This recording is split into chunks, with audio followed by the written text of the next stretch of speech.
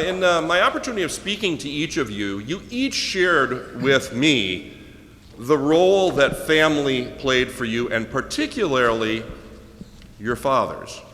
Can you perhaps share with those in the audience what role did your father play in the transition of your family and your family business? Christine, can you share a little bit about that? Sure, I'd be happy to. Well, a little bit different with our business. You know, we don't have a lot of family members in the family business. So right now it's my father, who is the chairman of the board, and myself as the CEO. And that, it was a family business, obviously. Cousin Subs was started by two cousins, you know, my dad and his cousins. So, so they had their working relationship for many years, and then when his partner passed away in 2007, that really left no other family members aside from myself, who was working in the human resources department, and my father then, who was, you know, the CEO at the time. So really, he played an instrumental role, because as we talked about this idea of me taking over that leadership role as he was looking to step away, and in between there we had some outside presidents that were running the company, but as that was going to transition out, it was really just a matter of him contemplating whether or not he felt that I was ready to take that role over, and then upon realizing that that was the case, then really working through that transition with his then president, who was from the outside, and working through you know, the other transitional issues that go about it. So he was really instrumental in that sense. Not instrumental in the sense of, as we've heard today, a lot of planning in advance. There wasn't a lot of, I didn't hit every department. I was working in human resources, you know, I was there probably for 7 years professionally, and then took that leadership role. But it wasn't a situation where as a child I was groomed, and it was a plan that I was going to then run the company at a particular age or a particular point in my life. So all of that really kind of came together really pretty quickly. But nonetheless, he was very instrumental in the actual transition. Now, Christine, in case someone has had their head under a rock, what does Cousin Subs do? Well, we make and sell sub sandwiches that hopefully you've had an opportunity to eat. The company was started in 1972, founded by my father and his cousin, again, cousins, they're from Atlantic City. And we have corporately owned restaurants, we have franchised restaurants, primarily in the state of Wisconsin, but with other outlets in Minnesota and Arizona. So we're in our 43rd year. Very good, thanks, Christine. Tim, tell us a little bit about your company, and then we're going to follow up with that question regarding Dad. Sure, the company that I've been part of, an owner and president and CEO for the last 18 years is BCI Burke Company, which is a commercial grade playground equipment manufacturing company located in Fond du Lac, Wisconsin. In 1997, I, along with a group of individuals, purchased that company, which was a third generation company owned by the Burke family. And we were the first non-Burke family ownership.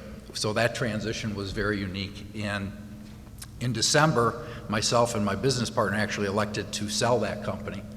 And so I am now just serving as a minority shareholder. I own 6%. I used to own 75% of the business. I am no longer involved in any day-to-day activities, but I am consulted with and sit on the board. So it's been an interesting transition.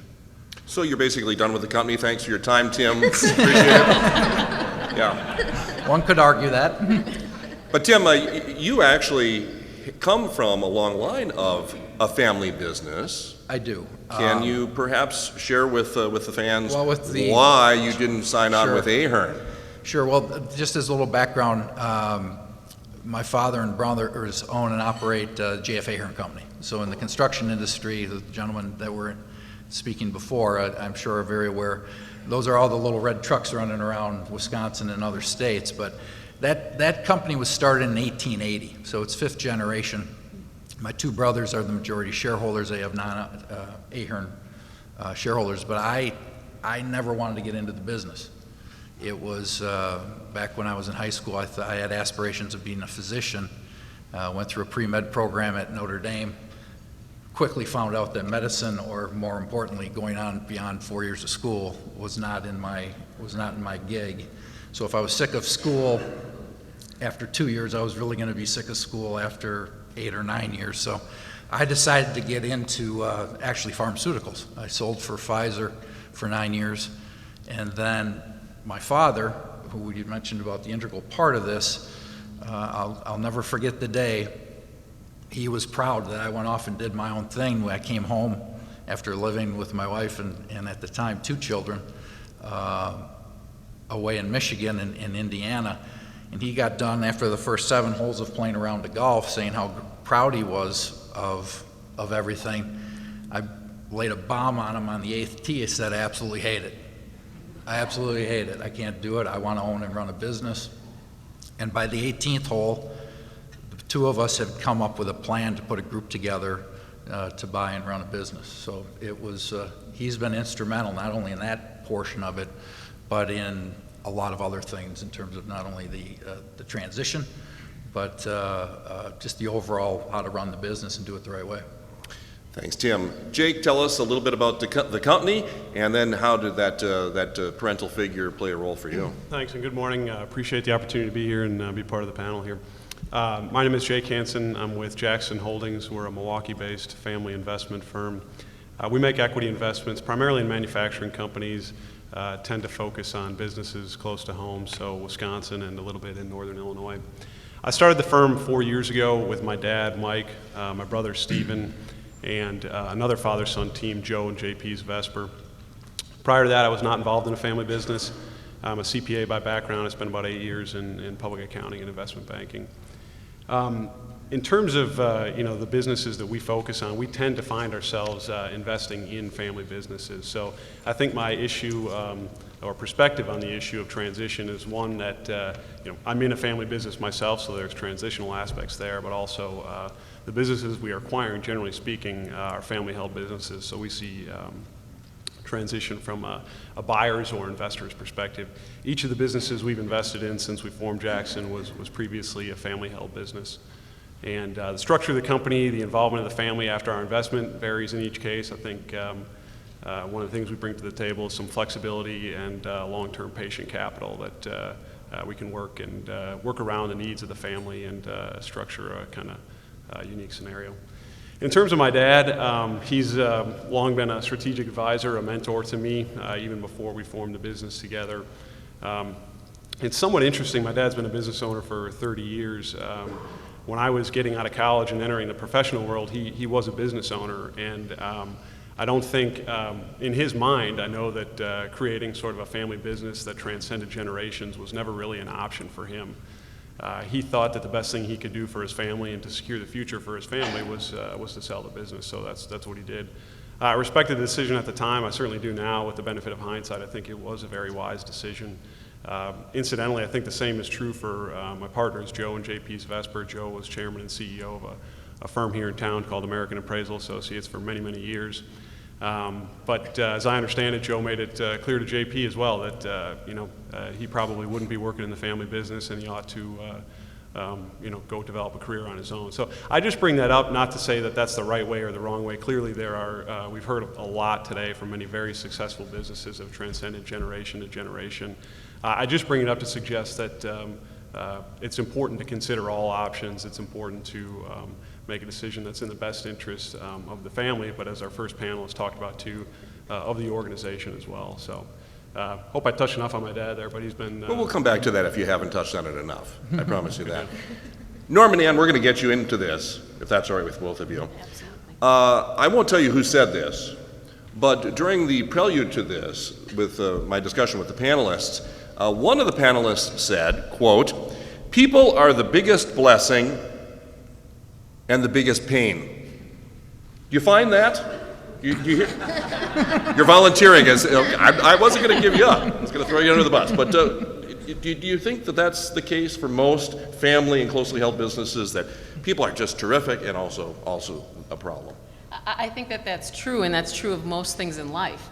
Your greatest blessings are also your greatest curse, either because they come with responsibilities or because they come with different challenges. In a family business, particularly in the transition piece of it, if you're moving it on from generation to generation, having that senior generation present is a great tool. It's a great resource that you can go to for guidance, for mentorship, et cetera. But at the same time, it's also the greatest challenge internally within a business in order to get that next generation at the level that they need to be in terms of respect among employees, respect among suppliers, making sure that those third parties that have to work with that next generation don't view the older generation as the appeal board.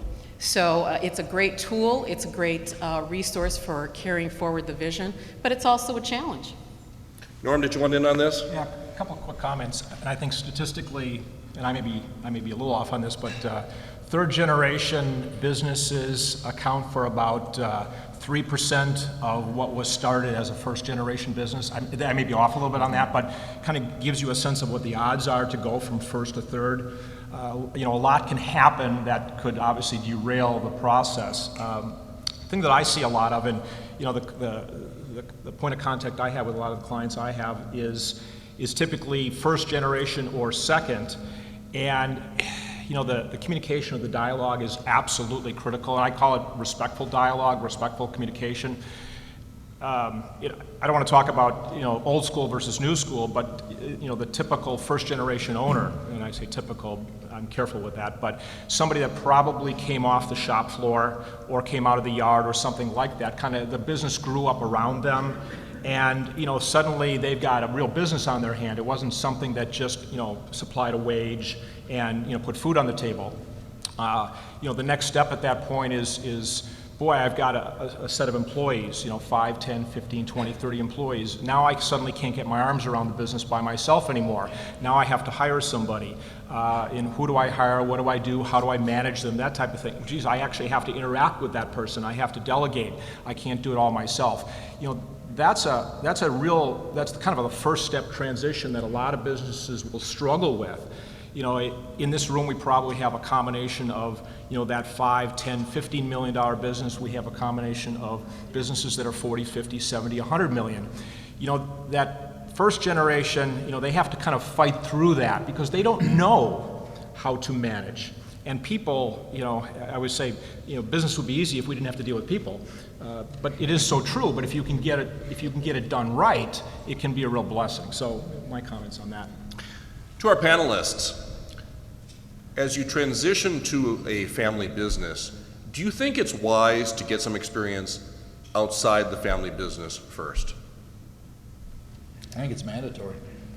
I think it's mandatory, and it was one of the things that my father talked about. I mean, he right from the beginning, he said, just because your name's Ahern doesn't mean you have a seat here. It is always entity before individual. And if you lose that perspective, I think you've lost your business as a family-run business. Those are the things that were instilled in us. I know my brother Tripp got extensive experience outside the family business, as did my brother Tony. And I never went into it.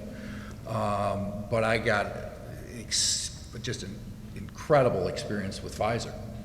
And I took the experience that I had at Pfizer and implemented 80% of it in a manufacturing company of commercial grade playground equipment. And it's not pharmaceuticals, but good business principles transcend businesses, and you have to go experience them to bring them back, and that's my opinion. Jake, your thoughts? Yeah, I think it's critical, and most of the folks we heard from today mentioned as much.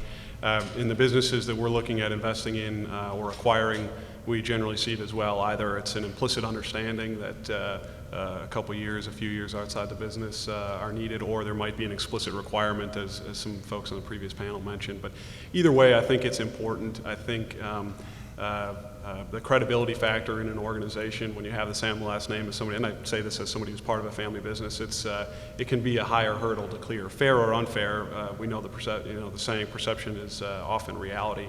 So I think it's important to get that, help establish that credibility within an organization. I think it was John on the first panel who mentioned that his dad told him he was going to have to work twice as hard. I bring that up to say I think it cuts both ways. I mean, we certainly see organizations where there are people in positions they're probably not suited for, and it might be on account of their last name.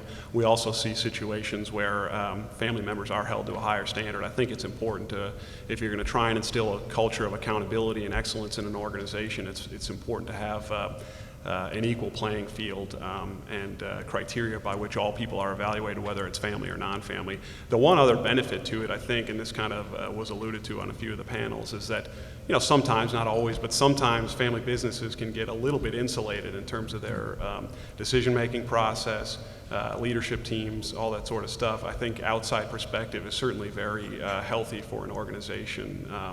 To just keep, make sure that there's independent external guidance being provided. And if it's coming from family members who have some broader experience outside the firm, I think it's very healthy for the firm as well. Christine, you want to follow up on that? Sure. I don't want to be redundant. I think that it is a good idea to get outside experience. Although, having said that, in my situation, it wasn't, because there wasn't the plan for me to actually take the lead.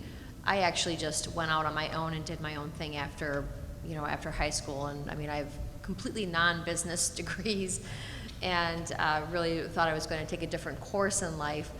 But nonetheless, it provided me a lot of perspective and really helped to, probably the most pivotal thing for me, it helped to determine my passion level for wanting to return to the family business. I say it, I've said it before, I'll say it again. I think that if it's just expected that the next generation will work in that family business, regardless if they get outside experience or not, but it's kind of expected, that's what the plan is. I think the business can be in trouble if that next generation doesn't really want to do that. They're doing that because they feel some pressure to continue that legacy or to continue on with the family business.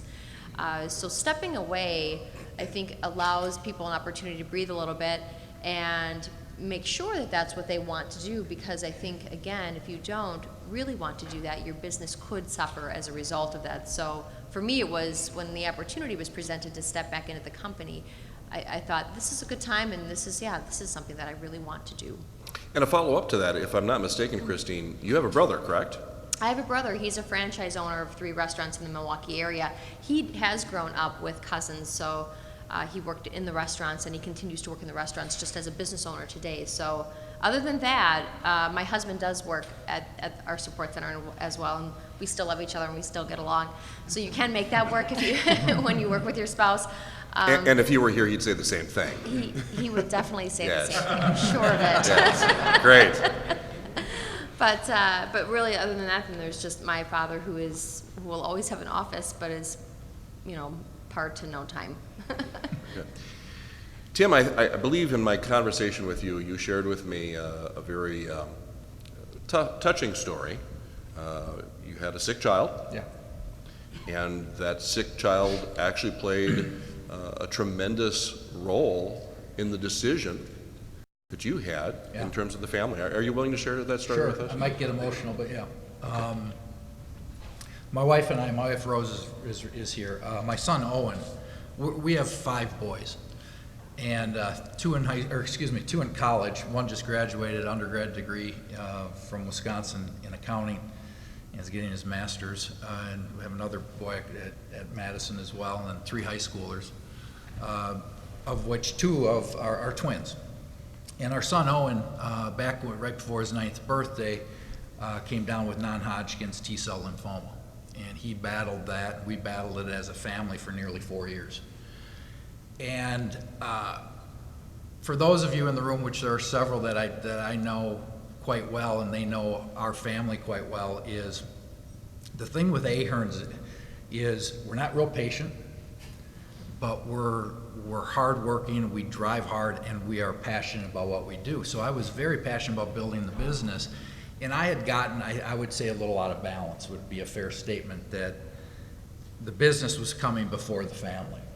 And this was a shot in the face, beyond shot in the face. And I was traveling a lot. I was on the road at least 50, 60% of the time because of the business around the United States. And this went from 0 to 60 in a matter of an hour I didn't go on the road not then for nearly a year. But I had an infrastructure that we put in place and a business partner that just was incredible, but it was a total life rearranging moment. And I hope none of you have to go through that, but I'm not a big work balance guy. I just try to make sure that you try to keep it in line, because there's times, quite frankly, it's got to go out of balance each way. Otherwise, what's the term balance? It means one side's equal to the other, but one side isn't always going to be equal to the other. And having a family support structure, great wife that understood that I had to be on the road to support the family and grow the business, but the unspoken understanding is when it was time for family, I had to make sure it was time for family. But that was life altering, to say the least. Thank you for sharing that. I Yeah. appreciate that. And Norm, going to get you back in the game here. Several of the panelists identified to me that one of the great challenges of taking over a business from that previous generation is the passing of responsibility but not authority. Can you resonate with that at all? Well, let me make a couple comments. It's probably more common in this room than you probably would like to hear. I see it quite a bit. Usually the ties to the business are not only financial, but they're emotional. You know, it's something that the founding father, mother, has spent a lifetime building. And, it's hard to let go. And usually that transition is started late in life. When I say late, there is no right time or wrong time, but clearly I think in a lot of cases you'd like to see, that dialogue happen in your 50s, maybe even sooner, quite frankly. Tim, and I'll comment on your case. The question I would ask is, to that founding individual is, if you couldn't come to work that next day, what is your game plan? And have you thought through it, and what is in place to make that happen? I think the owner, the business owner, typically never thinks that's going to happen. And so they just think, well, I'm going to work there. I'm going to have potentially the luck of the draw in that I've got siblings that are in the business, but yet I've still got my hand, on everything. Life's a little different today than it was 20 years ago. It's clearly much more competitive. Cost constraints are there every day. I think you have to look at the business with a lot of energy, and you have to be able to, you have to have that next generation really control what goes on, because that first generation probably doesn't quite have the energy anymore. And I think they need to let go. Now, if you're fortunate that you have a sibling coming in from maybe another business, and it's a great comment. Go work somewhere else, because then if you want to truly come into the business, you'll know. When you first start out of school and you maybe work a year or two, or you just come directly in, you don't know what you don't know. I mean, that would be my comment. Bring something to the business, but if by chance you didn't have the luxury of that, then at least surround yourself with a third party. Join Tech, join Cosby, get a mentor group, or do something else to try to bring yourself along, because there are things you need to know that perhaps your father or mother didn't. Some really valid comments. And authority, responsibility, your thoughts? I would add a third in there, and the first, I guess, is title, because it's very easy to give someone a title and no responsibility or authority. So in order, I guess I would say the title is there, the responsibility may be there, but then the authority to actually get things done, and quite truthfully, sometimes make mistakes, also need to be there if the business is going to be able to transition for the long term. In a perfect world, that will happen over time with a careful, driven plan where key managers within the business are brought into the mix so that those relationships are fostered and good best practices can be shared among the multiple generations, so that it isn't just flipping a switch. That rarely works. It can, but it is a difficult transition if you handle things in that fashion. I love the idea of bringing in outside knowledge from either businesses in the same industry or not in the same industry. Best practices can be applied across all industries, as was previously noted. So I think that that really is very helpful in the transitioning of a business. Thanks, Ann. David, I'd add, Please. I mean, there's another word I think that's missing, though, and that's accountability. There's a lot of people that I found over time that want the title, want the responsibility, but don't want the accountability. And that's hard. I mean, and when you're running, well, for us, it was a relatively small business, and we flexed to as many as 100 employees. We had 100 independent manufacturer sales reps working for us, independent though. So it was, everyone wanted the power, everyone at times, not everyone, but when it came down to be accountable to the actions or their team's actions, holding that bar is a hard thing to hold. And that's a critical aspect or a critical trait in your managers and your leaders. They can be responsible, they can have authority, but are they willing to take action when action is truly needed? Sure. Norm, follow up. One additional comment, I'll just flip that around just for a second too. The other thing that I'll see, Ann made a comment that was similar. You clearly have at times the delegation of authority, and you think you have the responsibility, but for whatever reason, that tough decision is not yours to make all the time. I think that first generation or second, depending on whether it's second going to third, they're not allowed to make the decision and make the mistake. And I think you have to give them the ability to do that. Now, there's checks and balances to make sure that the big mistake doesn't happen, but you have to let them do that. You can't always intercede. What I think it argues for, and Ann mentioned the word plan, I mean, that's critical to everything in the transition especially. There's got to be a strategy that's governing this transition process, and there's got to be a plan, and people have to be held accountable to the plan. A slight derivation we've seen a couple times is where you have an outgoing generation who's theoretically willing to cede control and authority, but you have multiple members of the next generation, and there's lack of a clear plan about roles and responsibilities. The defining roles and responsibilities was also mentioned earlier. That's critical, because otherwise then what we've seen, you end up with a siloed organization where you've got, one member of the family who's in charge of operations, another who's in charge of sales, and it just becomes this, you focus on sales, I'm in charge of operations, and that's clearly a dysfunctional environment and inefficient at best. Jay, can you follow up on that a little bit? Can you share with us some other lessons learned in terms of transition that you have found? I think the key lesson for us, we're investing in buying family businesses that have generally been in family for multiple generations. Even if it's the first generation, it's many, many years. So these are organizations that are not accustomed to change. I mean, change is something that's difficult for everybody. Transitions are a time of change. They create vulnerability for an organization. I think for us, the prevailing mantra is stability, creating that sense of stability. Get a plan in place, make sure the plan is properly communicated, and then create a stable environment for employees, for customers, focus on continuity.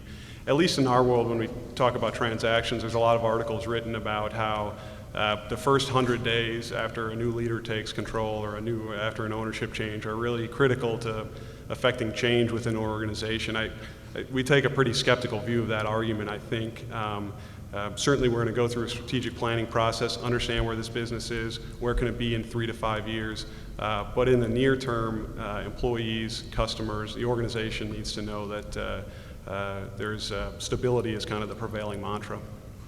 Christine, I'm going to follow up with you on that same question of lessons learned, but just to give this a little context, we were scheduled for a 2 o'clock telephone call one day, and you were a touch late on that call, and, Right. and I'm not calling you out on it, but what I do want to share. But you just did. Yeah, But yeah. I love when people say that. Not calling you out on that, but the reason that you were late is because your dad happened to stop by the office to share a few crumpets of wisdom with you, and for those of you that know Bill, you pretty much don't take David Borst's call, you talk to Bill first. So can you share with us some of the lessons learned in terms of transition? Sure.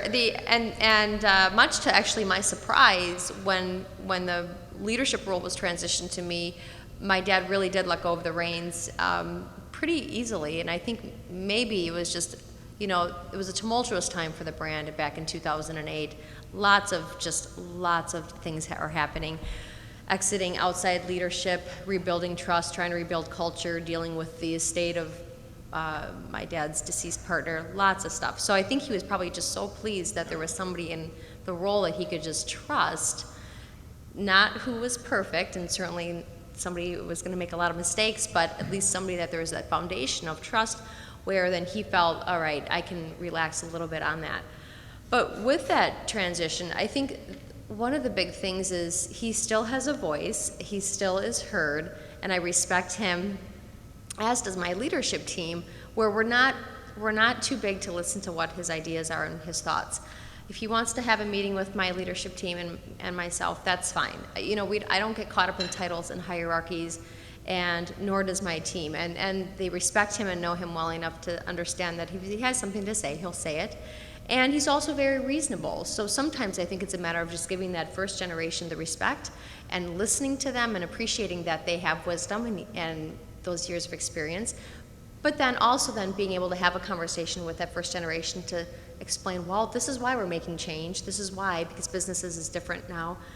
Life is different, and there are things that we need to do to continue the legacy of the business. So, it all depends on the personalities of the individuals involved, but he's certainly, he has my ear whenever he wants it, and give me his crumpets of wisdom, I think is what you said. Right. Follow up on that, Tim? I think in transition, and mine was a little bit unique. You go for 18 years running and owning your own little baby and carrying it along to within 3 months, you attend board meetings and are used as a consultant. I think the key in my position, or my case, was having real good self-awareness. And that didn't happen overnight, but you learn where you're really strong and where, quite frankly, where you're weak. And the first thing that I knew is if I was there physically day to day and they started making changes that I wasn't quite bought onto, I wasn't strong enough to keep my mouth shut. So the first thing we did was make sure that the new president and CEO moved directly right into my office, and my office moved directly to my house. And I was on call. I was there when they want me, there when they need me. But it was important that because of my strong personality, I didn't overshadow the business and the new leader. That was critical. And it was something that we insisted, myself and my business partner, and I insisted would happen within the first 2 weeks of the transition. And so I think the key with transition is know yourself and don't be the problem. And be willing and able enough to realize that you can be a problem, and, pardon my language, get the hell out of the way. Okay. Jake, my last question, then we'll throw it to the audience here. Let's go to the end. How do you leave a legacy? And why is a legacy important? It wasn't like you didn't know this question was coming. I let him know. Maybe a slight derivation. No, I don't know. We're focused on making our mark at Jacsten. Certainly, we focus on creating partnerships with the businesses in which we invest. We focus really on governing with a long-term view of things, and I think that's the mark that we hope to make. Tim mentioned owning his business for 18 years. That outside the context of family businesses, that's somewhat rare, and so we feel like that's the way to truly maximize the value of an organization is through that long-term governance. I think that helps reinforce kind of the partnership mentality and mindset that we try and instill at our organizations, and I think that's the mark we're trying to make. I think we're making a mark when we hear why business owners are willing to trust their business to us and sell their business to us because of our family values, our partnership mindset, our long-term buy and hold strategy.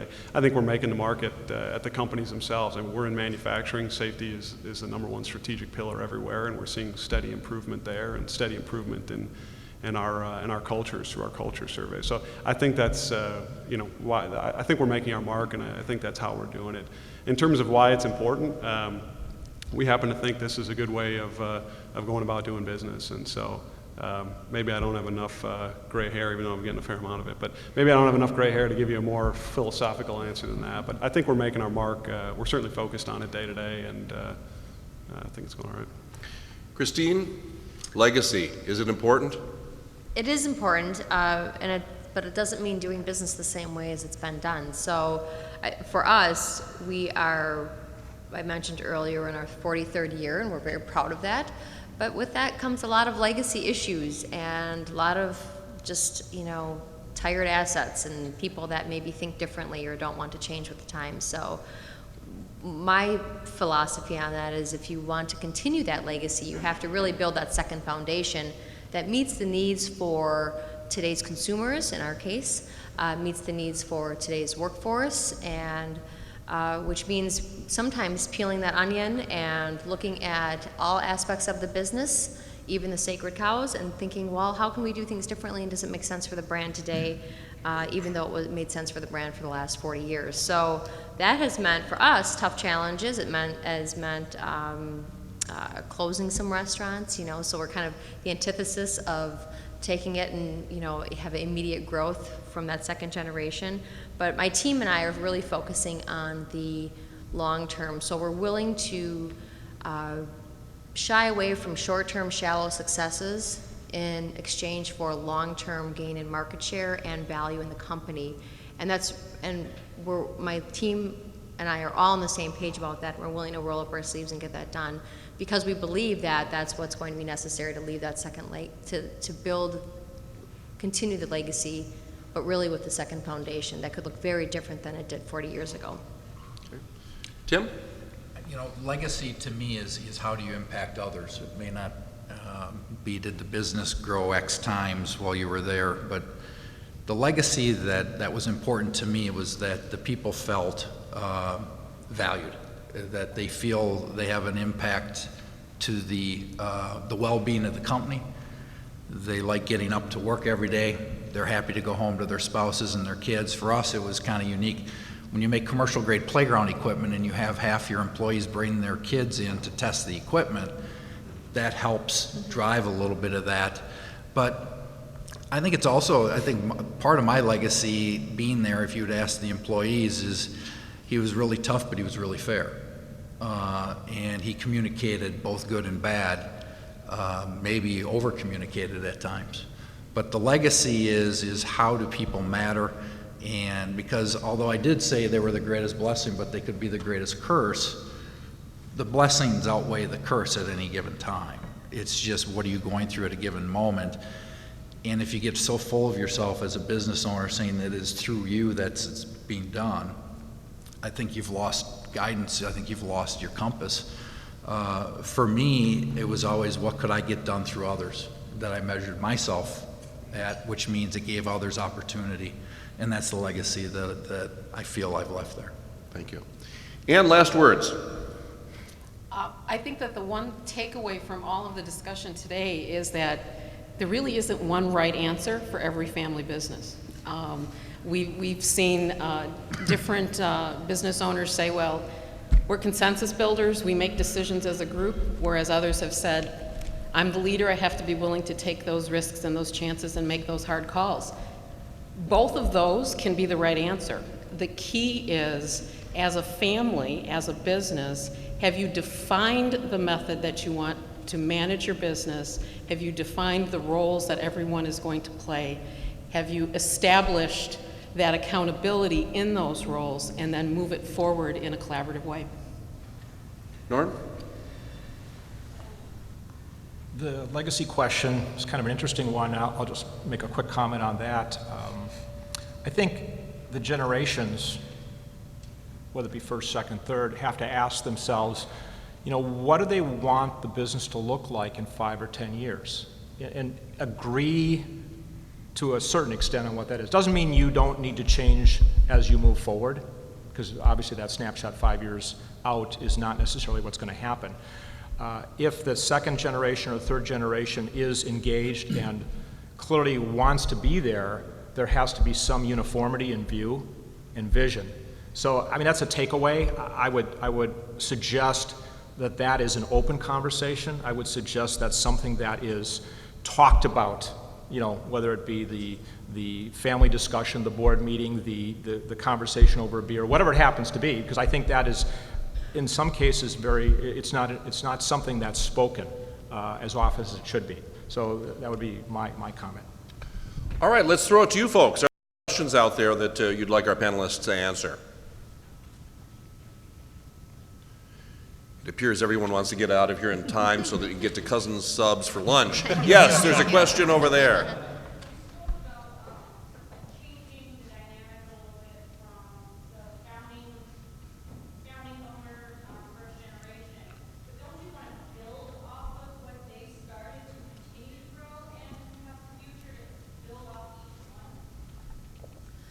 I'm happy to answer that. You do. You just want to build off of the things that are still relevant today. So for us, that meant making sure that we were adhering to the pride that my father took in serving a quality product.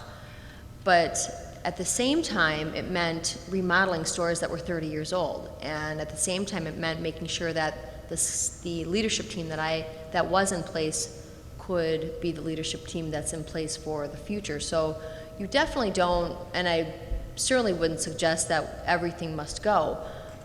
You build on the best parts of that brand, and then you adapt the rest of it for the needs of the consumers and what people want today. So, and that, again, will then help you navigate for the next 20 years. Gentlemen, any comments on that? Yeah, absolutely. I mean, I'm not sure it's unique to family businesses, but you need to understand what you're good at, what your core competencies are, and you build off those strengths and you grow from there. You understand where you are now, how you can leverage those strengths and grow in 3 to 5 years. So I think I think you definitely want to build off that. You can never forget from where you've come from, because without the first generation, for me it was not Ahern, it was John and Edith Burke who started the company in 1920. Started out making ornate radiator furniture that goes over the old radiators, and they were a quality company, and they had a phrase. It was called Burke Better Built. Well, we're still using that phrase today, but you can't forget, but you can't also let it be an anchor to prevent you from moving forward too. You got to weigh both, as Christine said, is what are the things you want to glom onto and carry with, and what are the things you have to shuck off the boat to move it forward. Any other questions? Please.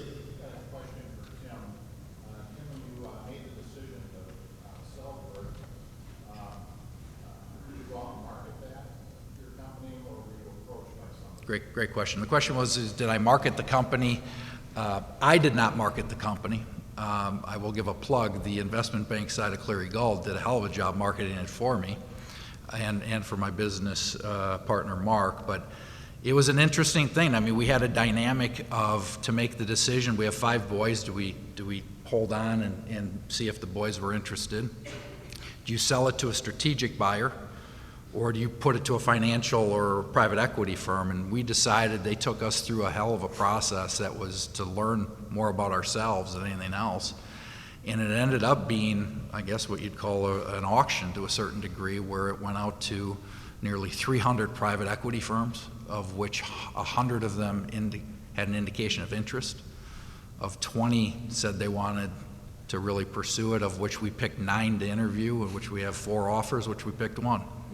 So it was an incredible educational process that started in March of last year and culminated on December 29th, and it was the fastest 9 months of my life. It was unbelievable.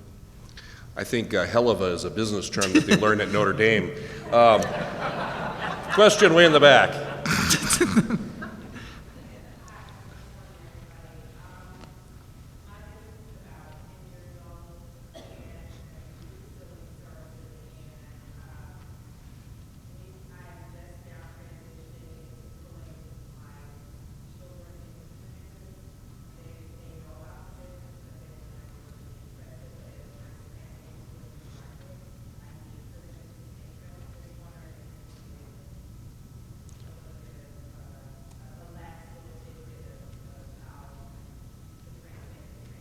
Okay, so she has a business, a 10-year-old business. She's looking to get her kids into the business now.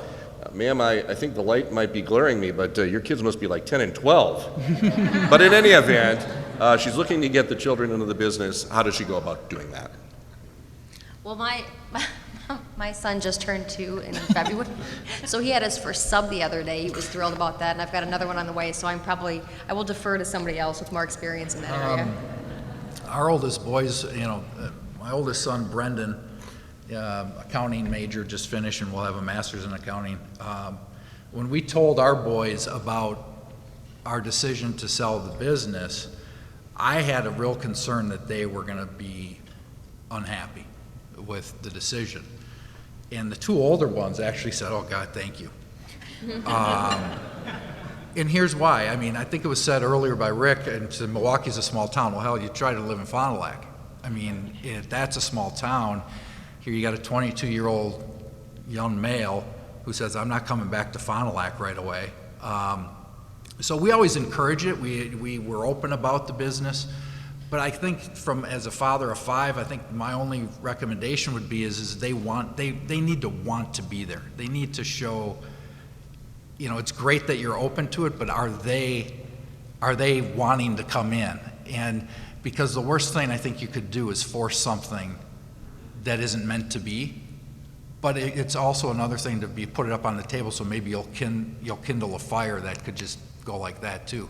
So you got to be willing to go both ways. Will you please join me in giving it up for our panelists?